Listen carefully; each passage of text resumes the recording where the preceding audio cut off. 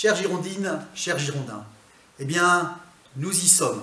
Enfin, le président du département, il y a quelques jours, vient d'annoncer que le département de la Gironde allait financer la rénovation de la ligne de TER entre Bergerac et Libourne à hauteur d'1 million d'euros. C'est évidemment une excellente nouvelle puisque nous n'attendions plus que le financement de la Gironde pour pouvoir boucler le tour de table entre l'ensemble des collectivités de la vallée de Dordogne.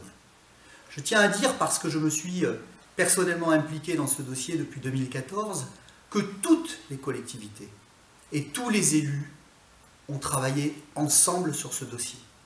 Au-delà des clivages politiques, au-delà des différences territoriales, tous ensemble pour obtenir de l'État que cette ligne qui transporte 700 000 voyageurs par an, parmi lesquels des scolaires, mais aussi des personnes qui vont travailler par le train, et puis l'été des touristes qui viennent visiter notre belle vallée de Dordogne, eh bien, tous ensemble, les élus se sont réunis pour pouvoir obtenir que cette ligne, vitale pour le territoire, soit rénovée.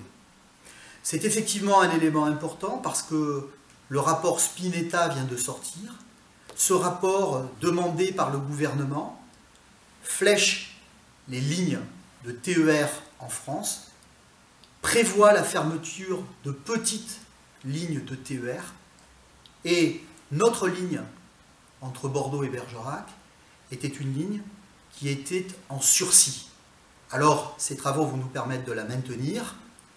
Bien sûr, j'ai compris que le président Jean-Luc Glaise avait sur cette affaire voulu faire une opération de communication un peu solitaire, que je regrette, parce que j'aurais aimé que nous soyons tous ensemble sur la photo à Sainte-Foy-la-Grande, aux côtés du maire Christophe Chalard, qui n'avait été même pas prévenu de la venue du président.